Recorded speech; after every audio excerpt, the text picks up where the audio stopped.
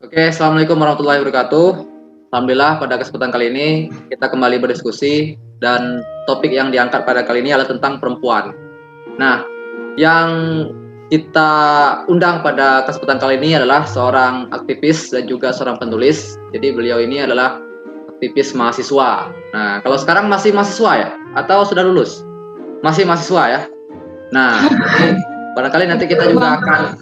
sudah belum lulus ya? Sudah? Udah. Sudah lulus ya? Oh, oke, berarti gelarnya apa ini gelarnya? SS Bang, kita cari SS. Oh, SS. Berarti apa itu? Sarjana Sastra. Oh, oke, baik. Nah, jadi beliau di kampus seorang aktivis perempuan juga, dan juga mungkin memiliki aktivitas-aktivitas yang lain yang barangkali nanti akan berhubungan dengan tema yang kita angkat. Nah, barangkali biar tidak berlama-lama kita langsung saja bertanya-tanya dulu tentang latar belakang dari pembicara kali ini. Mungkin kita sapa dulu ya. Assalamualaikum si Novi. Panggilannya Novi atau Vita ini? Atau siapa nih panggilannya? Ya Bang, biasanya dipanggil Novi sih. Oh, biasanya panggil Novi ya. Oke, baik. Nah, Novi bisa nih jelaskan nih apa latar belakang track record selama ini apa saja itu, pengalamannya atau prestasinya, silakan perkenalkan dulu. Oke. Saya track recordnya ya mungkin sesuai dengan yang Bang Wasril tahu, juga penulis dan aktivis. Benar tadi dibilang. Kalau penulis, kemarin saya sudah menerbitkan buku solo saya, buku kumpulan cerpen, judulnya Perempuan yang Lahir dari Mawar. Kemudian saya juga sudah ikut menulis di berbagai macam buku antologi, puisi, cerpen, dan non-fiksi. Kemudian kalau soal aktivisme, di aktivisme mahasiswa, saya pernah menjadi Menteri Gerdapuan Gerakan Pemberdayaan Perempuan BMKBM Universitas Jambi tahun 2019-2020. Kemudian saya juga mantan Ketua KPU Universitas Jambi tahun 2020. Kemudian ya, aktivisme perempuan, saya terlibat aktif di beberapa LSM dan komunitas perempuan di Jambi maupun nasional. Saya juga merupakan Kabid Kepala Bidang Pemberdayaan Perempuan kami wilayah Jambi. Gitu mungkin Mbak. Oke. Saya saat ini sedang menjalankan program PTMP, Powering the Movement Program. Itu program yang diinisiasi oleh Plan Indonesia yang mengajak anak muda dan anak-anak dan kaum muda untuk mengkampanyekan anti perkawinan anak. Oke. Nah, jadi karena beliau ada latar belakang tentang tentang menolak perkawinan anak, makanya kita akan diskusi tentang hal itu pada kesempatan kali ini ya. Nah, tapi karena tadi sudah disebut juga latar belakangnya pernah juga jadi menteri ya. Wah, pernah jadi menteri ya, luar biasa ini. Oh ya, kalau ini BTW Menteri Pemberdayaan Perempuan itu baru pertama kali ada itu di masa BEM-nya Abang jadi presiden. Jadi ketika Abang presiden BEM, barulah Menteri Pemberdayaan Perempuan itu ada. Jadi sebelum Abang itu belum ada Menteri Pemberdayaan Perempuan. Nah, jadi sampai sekarang alhamdulillah Menteri Pemberdayaan Perempuan itu masih ada. Nah, itu pertama kalinya zaman Abang itu.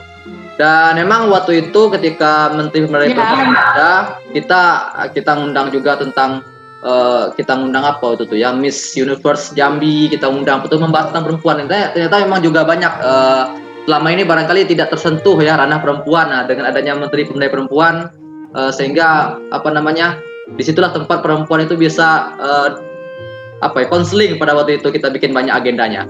Nah, barangkali bisa diceritakan sedikit nggak menurut si Novi, kenapa mau terjun sebagai aktivis pemberdayaan perempuan? Emang perempuan tuh mesti ngapain sih gitu kan? Apa sih peran mereka yang harusnya dilirik oleh para kaum Adam gitu, sehingga mereka itu sebenarnya memiliki daya gitu.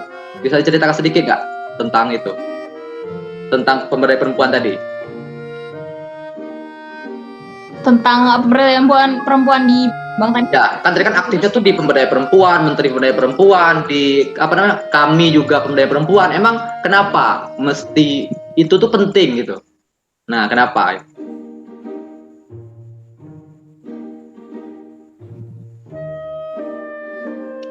Kenapa bidang itu penting?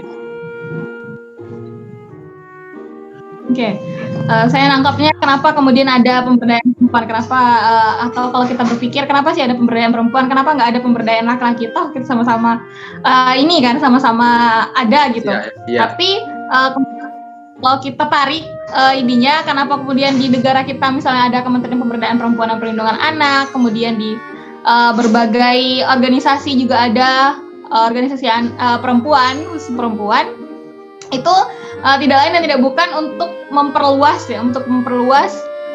cakrawala dan juga pengalaman perempuan itu sendiri. Karena selama ini atau sebelum-sebelumnya kalau kita lihat banyak sekali ruang-ruang publik atau ruang-ruang di masyarakat itu terkesan tertutup untuk perempuan, atau perempuannya sendiri itu merasa tidak memiliki daya upaya, tidak memiliki kemampuan untuk bisa berdiri seperti laki-laki, katakanlah di organisasi atau di pemerintahan. Nah, kemudian organisasi-organisasi perempuan ini sebenarnya memiliki nafas yang sama, bagaimana perempuan-perempuan itu bisa belajar, kemudian bisa menjadi perempuan yang berdaya, bisa menjadi perempuan-perempuan yang memiliki kapasitas dan kapabilitas di bidangnya masing-masing, dan itu mereka bisa pede gitu. Hal-hal sederhana sebenarnya, bagaimana bisa perempuan itu dari mulai dia bisa berbicara di depan publik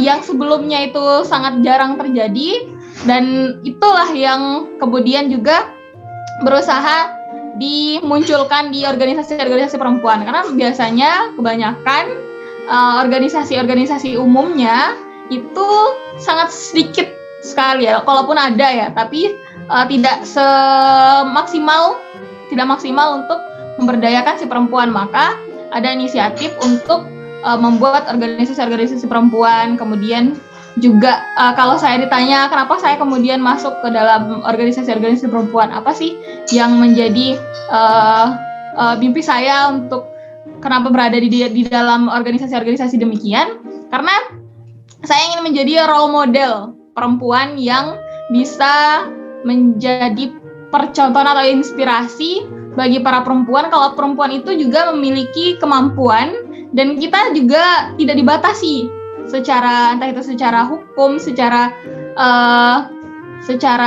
agama pun sebenarnya kita tidak dibatasi perempuan untuk berkarya. Tetapi budaya masyarakat yang selama ini yang kita tahu bahwa perempuan itu juga karena budaya yang sudah lama terbangun, kalau perempuan itu ya nggak perlulah untuk misalnya sekolah tinggi-tinggi, nggak perlulah ikut berorganisasi, nggak perlu perempuan itu terlalu terlihat di publik gitu. Padahal perempuan itu juga sama, memiliki hak yang sama untuk tampil juga. Kira-kira gitu, Mbak. Oke, berarti intinya pengen menjadi seorang pelopor dari sisi keperempuanan, sehingga mereka itu tidak hanya berpikir secara pendek ya. Mereka tuh kerjanya nanti mereka cuma di rumah saja. Nah, mereka jadi si Novi ini berkecimpung di dunia tentang pemberdayaan perempuan itu pengennya menggerakkan bahwasanya orang perempuan itu juga punya suara, juga punya hak untuk lebih aktif dibandingkan yang laki-laki seperti itu ya. Nah, kemudian dari pengalaman Novi selama ini dalam berkecimpung di dunia pemberdayaan perempuan, apa yang paling berkesan yang pernah dilakukan selama ini? Bisa nggak diceritakan hal-hal yang paling yang menarik untuk didengar oleh teman-teman kita? Silakan, Novi.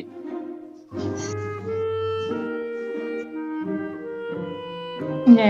Jadi kalau Novi nilainya ini menarik ya, Bang. Nggak tahu ya kalau teman-teman berpikirnya gimana, karena ini banyak pengalaman kalau di organisasi perempuan itu banyaknya juga berhubungan dengan hal-hal yang bersifat sosial dan simpatik ya, menimbulkan rasa simpati. Kenapa?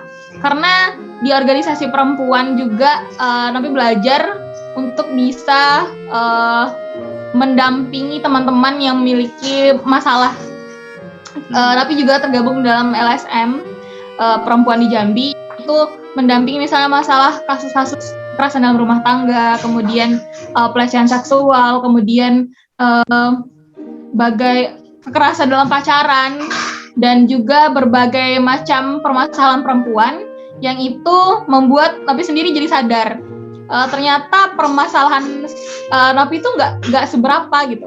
Permasalahan kita kan kebanyakan atau anak-anak muda gitu kan bilangnya kalau misalnya capek sekolah, capek kuliah, itu kan mikirnya kayaknya nikah itu lebih enak deh, kayak lihat-lihat orang itu lebih enak. Tapi belum tentu gitu. Maksudnya ketika mereka itu tidak mempersiapkan segala sesuatunya, maka apa-apa yang mereka harapkan atau ekspektasikan itu bisa jadi malah berseberangan dengan apa yang mereka harapkan.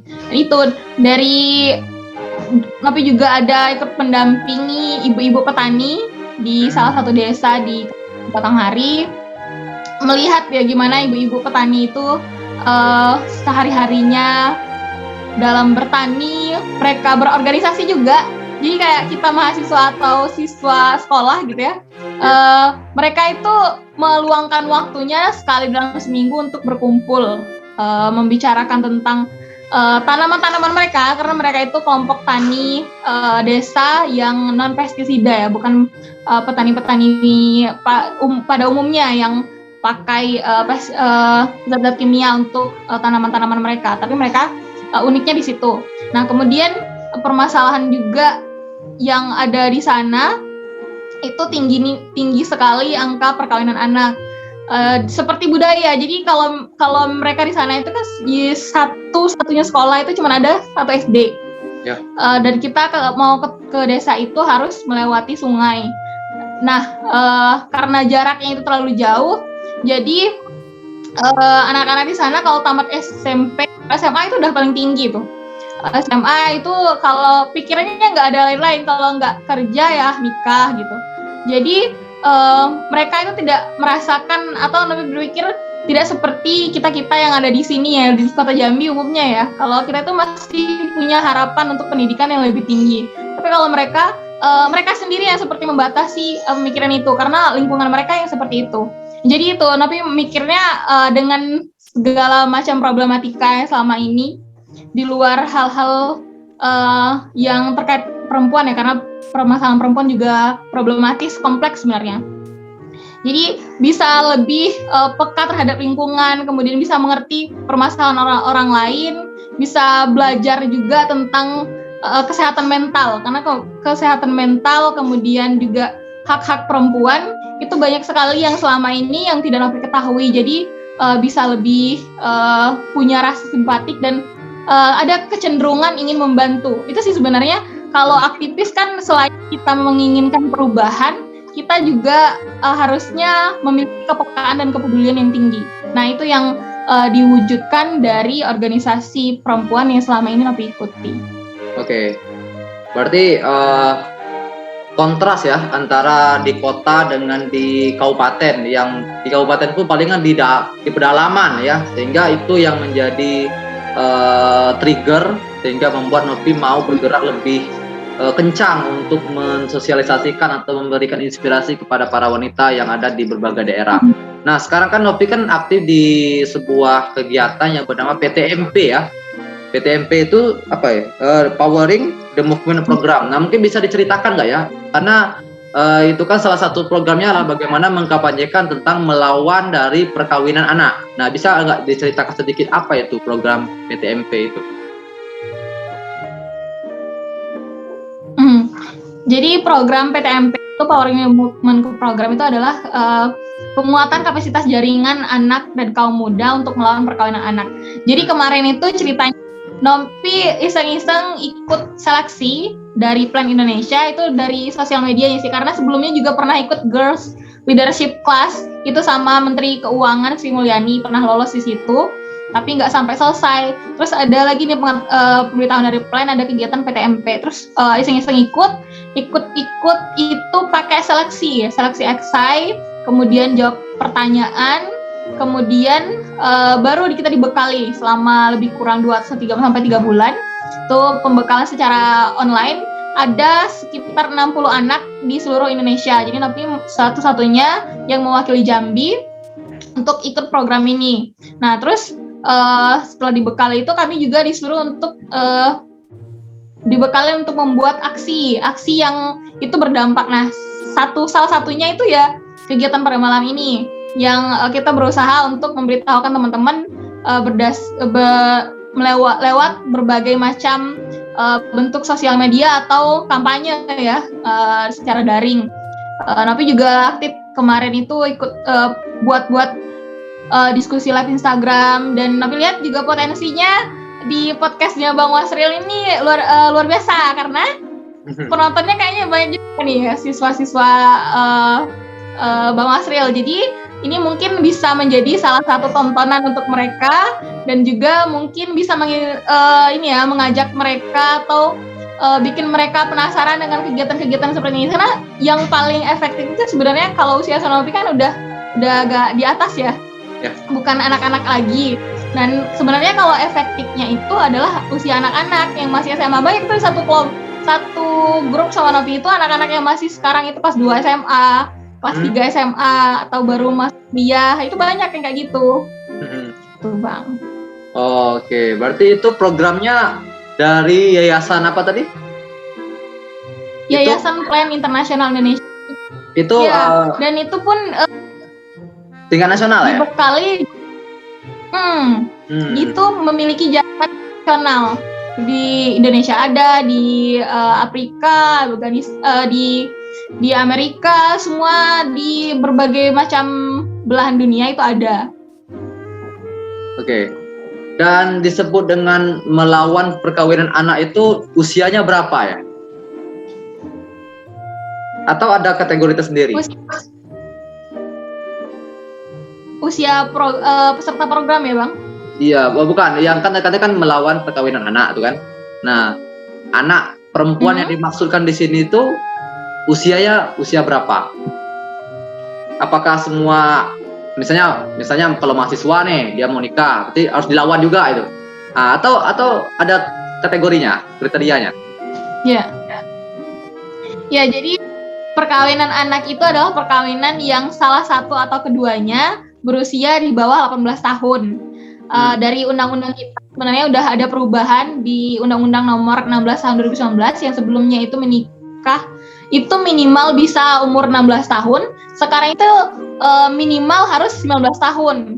Nah, jadi usia saya ini di bawah 19 tahun ini yang dikatakan dengan anak-anak yang memiliki usia perkawinan anak, dan itu secara normatif tidak diperkenankan sebenarnya untuk melakukan pernikahan, karena ada banyak faktor dan hal-hal lain, efek dampak ketika mereka belum mencapai usia katakanlah di atas itu, baik itu berefek kepada pendidikannya, ekonomi, kemudian kesehatan, yang dikhawatirkan akan membuat anak-anak itu menjadi menjadi terbatas begitu. Berarti intinya kan kalau usia 19 tahun itu kan masih SMA ya? Atau sudah lulus ya? Udah kuliah malah ya? Sudah kuliah. Nah, berarti yang program ada yang udah kuliah, ada juga. Nah, berarti program Sinovi ini tidak menganjurkan para siswi ataupun siswa mereka berdua menikah itu di masa SMA gitu. Ya begitu ya.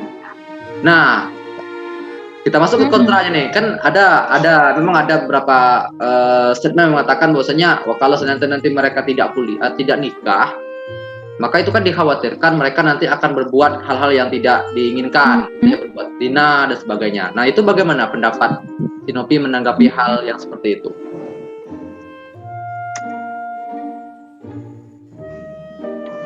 Oke. Jadi kalau banyak sih memang problematis ya permasalahan perkawinan anak ini dari berbagai aspek, dan juga ada narasi yang seperti itu. Nah, kalau misalnya berpikirnya daripada nanti mereka itu berzina, lebih baik dinikahkan aja. Tapi tunggu dulu gitu. Kenapa? Karena perkawinan anak ini selain merupakan pembatasan hak anak atas pilihannya, kemudian juga 85% anak-anak perempuan khususnya yang setelah melakukan perkawinan anak itu putus sekolah. Nah, kita kan nggak mau nih anak-anak ini putus sekolah, putus pendidikannya. Kemudian juga kalau kita berbicara HAM ini juga melanggar hak asasi manusia, kemudian juga menyebabkan dampaknya itu nanti adalah angka kematian ibu dan bayi ketika mereka di usia ini, setelah 19 tahun, kemudian organ reproduksinya itu belum siap untuk dibuahi seperti itu. Nah, kemudian juga efeknya bisa ke mental si anak yang belum dewasa, kemudian juga bisa memicu tingginya angka kekerasan dalam rumah tangga dan juga perceraian. Nah, makanya untuk sebenarnya menghindari zina itu kan sebenarnya banyak hal ya. Apalagi kita dalam Islam itu diajarkan untuk berpuasa, kemudian juga ada banyak kegiatan-kegiatan positif lain yang bisa dijadikan sebagai kegiatan selain berpacaran, apalagi perkawinan anak gitu. Jadi bukan satu-satunya pilihan ketika mereka di usia sekolah atau katakan pasca sekolah untuk melakukan perkawinan anak, karena ada banyak hal, ada banyak efeknya nanti berkepanjangan, dan ini juga berdampak kepada stabilitas negara secara nasional ataupun dunia ya. Karena juga di Indonesia itu menempati nomor 2 di ASEAN dan juga nomor 8 di dunia dengan angka perkawinan anak yang tinggi. Dan Jambi itu masuk ke dalam 3 provinsi yang mengalami angka kenaikan tertinggi di tahun 2019. Jadi di tahun 2018 itu angka kita 10% kalau nggak salah, kemudian kenaikannya itu sebesar 2%. Kalau di Indonesia itu 3 provinsi itu yang pertama itu Kalsel, Kalimantan Selatan, yang kedua Jambi, yang ketiga itu Papua Barat. Nah, makanya kita gencar banget untuk gimana caranya biar angka ini secara hitungan, secara angka ini bisa menurun.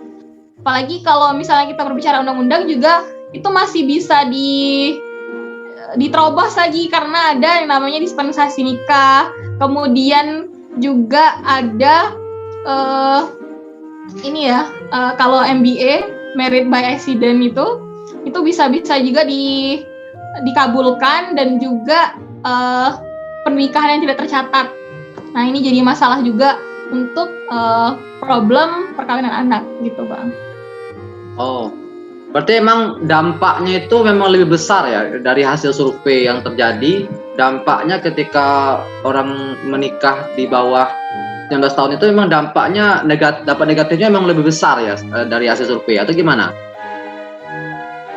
Ya, betul. Jadi dampaknya itu memang jauh lebih besar ketika mereka memutuskan untuk menikah di usia anak. Makanya secara normatif, secara aturan juga negara kita tuh mendukung untuk anak-anak itu jangan menikah di usia anak gitu. Karena kita nggak ingin nih generasi muda, apalagi kalau kita berbicara tentang ke depan kita menghadapi bonus demografi, anak-anak muda itu jumlah usia yang produktif itu banyak. Nah, ini nanti dikhawatirkan bukan malah membantu perkembangan atau kemajuan negara kita, tapi malah dengan mereka melakukan perkawinan anak itu memunculkan permasalahan baru gitu. Terus kalau seandainya menghadapi dengan anak-anak muda yang barangkali dia udah siap nikah ya, dan dia masih muda, kemudian ketika si Novi berhadapan dengan orang tersebut, apakah kan sudah siap nih, mereka udah siap, kemudian ya udah yakin lah bakal bisa menghidupi keluarga, barangkali apa yang akan Novi sampaikan kepada mereka? Apakah tetap melarang atau mungkin ada sesajen yang diberikan? Nah, apa Novi? Oke. Jadi kan kalau namanya kita kampanye atau upaya mendorong sesuatu itu kan bukan berdasarkan paksaan ya, Bang. Jadi kita sebisa mungkin membuat mereka itu merasa sadar. Nah, sadar itu melalui pengetahuan. Nah, salah satu bentuknya itu adalah dengan edukasi memberitahukan ke mereka efek-efek yang besar ketika mereka memutuskan untuk melakukan perkawinan anak. Nah, ketika mereka mengatakan misalnya dia udah siap secara lahir batin, misalnya kemudian siap untuk menghidupi keluarganya, ya itu pilihan mereka kembali. Sebenarnya kita nggak bisa maksa, tapi alangkah lebih baiknya mereka mempersiapkan hal-hal yang sangat penting ketika mereka nanti masuk ke dalam yang namanya institusi pernikahan. Ada banyak hal yang harus mereka pelajari gitu. Kehidupan pasca menikah itu kan jauh berbeda dengan ketika mereka masih lajang begitu. Jadi kesiapan mental mereka, ekonomi mereka, agama mereka, kemudian kesiapan lain, kita kan seperti belajar tentang psikologi orang ya berbeda-beda ya. Dua orang ini disatukan dalam satu ikatan yang berbeda mungkin secara latar belakang, suku, agama dan lain sebagainya, suku, bahasa misalnya. Nah itu perlu banyak belajar sih tentang orang-orang yang sebelumnya orang yang sudah mengarungi pernikahan sebelumnya gitu. Nah, kan kadang tuh kalau Bang lihat di medsos itu kan kadang tuh kami kan si Novi kan gabung juga di kami tuh. Kadang ada juga bikin agenda kajian pranikah gitu. Nah, itu bagaimana? Berarti kan itu sudah mempersiapkan anak muda untuk menikah dengan cepat itu. Nah, bagaimana dalam menanggapi hal itu, Novi? Sebenarnya itu bukan juga kita artikan sebagai upaya untuk mempersiapkan nikah muda ya Bang. Karena itu tergantung mindset merekanya masing-masing. Karena persiapan untuk menuju pernikahan itu kan memang panjang ya, harus banyak juga. Tapi dalam posisi untuk menyalahkan, tetapi juga mencoba memberitahu kalau lebih realistis sih. Kalau persiapan untuk menuju pernikahan itu banyak, tetapi jangan sampai itu dijadikan momen untuk baperan massal kalau mereka karena itu untuk segera nikah muda gitu. Karena ada banyak hal, ada banyak tanggung jawab dakwah juga yang harus mereka emban. Tapi itu pernah pengalaman kemarin ikut muktamar kami di Medan pada tahun berapa itu? 2017 kalau nggak salah. Itu para pengurus pusatnya itu ya mereka itu sambil lagi hamil, kemudian ada yang sambil ngendong anak, ada yang udah banyak juga yang sudah berkeluarga masih jadi pengurus pusat gitu. Nah, apa kabar dengan kita gitu? Apakah yang sudah menikah itu masih berada di barisan masih bertanggung jawab terhadap amanahnya? Ada sih beberapa yang masih gitu, tapi gak sedikit juga yang malah hilang, nggak tahu kemana gitu. Nah ini yang menjadi catatan sendiri sih buat Novi. Jadi seminar pranikah atau kajian pranikah itu ya secara saintifik mungkin ya boleh lah itu dia dilakukan, tapi jangan sampai kita jadi berkesimpulan bahwa kita tuh harus cepat-cepat menikah juga. Itu tergantung kesiapan kita masing-masing lagi gitu. Ya, betul. Jadi yang Abang tangkap ini sebenarnya Novi itu bukan melawan itu. Kalau mereka udah siap ya nggak apa-apa itu. Tapi memang betul dari hasil survei yang dilakukan, yang telah didapatkan oleh Novi tadi, memang lebih banyak yang nikah muda itu justru terbengkalai. Kalau yang dulunya aktif di organisasi, dia nggak amanah lagi, atau bahkan dia nggak lagi aktif di organisasi gara-gara nikah tadi. Bahkan yang kuliah dia nggak selesai kuliahnya. Nah itu yang justru dijadikan bahan pikiran. Nah betul juga kata Novi, jangan sampai itu sebuah target menjadi pengen nikah cepat, tapi tidak ada sebuah planning yang planning yang benar-benar detail, sehingga kita khawatir nanti cuma mau ngambil momen nikah cepat tapi kita nggak siap. Nah barangkali seperti itu yang bisa Abang tangkap ya. Baik, jadi tadi sudah banyak pemaparan yang telah disampaikan oleh Novi. Mungkin barangkali bisa nih closing statement-nya apa nih tentang tema yang kita bahas pada kesempatan kali ini. Silakan closing statement-nya. Oke, ini ya tentang perkawinan anak itu sebenarnya teman-teman semua adik-adik mempunyai satu kesempatan yang sama untuk dapat meraih pendidikannya masing-masing, untuk meraih impinan cita-citanya masing-masing. Jangan terbatas karena melihat postingan di sosial media, karena terpengaruh budaya di sekitaran tempat tinggal atau teman-temannya yang sudah menikah. Kemudian kita juga buru-buru untuk memutuskan untuk menikah di usia anak juga. Padahal seorang anak itu memiliki potensi yang luar biasa untuk bisa mengembangkan segala potensi yang dia punya.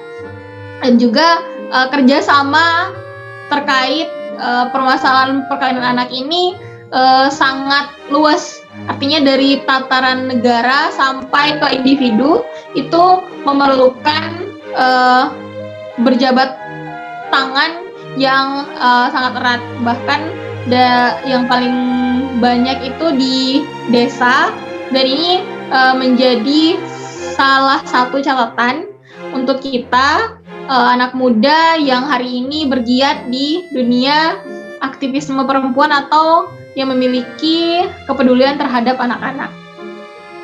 Terima kasih. Oke, luar biasa ya. Jadi sepertinya bakal berat tugas si Novi untuk mensosialisasikan betapa pentingnya masa muda untuk terus berkarya agar memiliki banyak hasil yang bisa nanti memiliki dampak besar bagi kehidupan ini. Dan juga barangkali kalau yang pengen tetap mengatakan siap untuk nikah, ya siap sih siap, tapi coba berpikir dengan realistis kesiapannya, baik dari sisi pendanaan, dari sisi mental dan sebagainya, itu memang benar-benar harus siap. Jangan cuma siap untuk nikahnya saja, tapi bertanggung jawabnya enggak ya.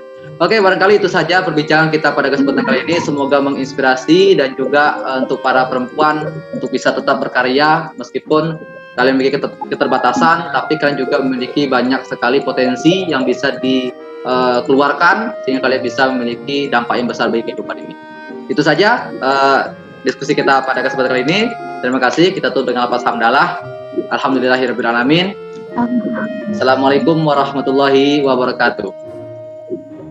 Ya, sampai jumpa di podcast berikutnya. Oke, terima kasih Novi ya sudah hadir nih.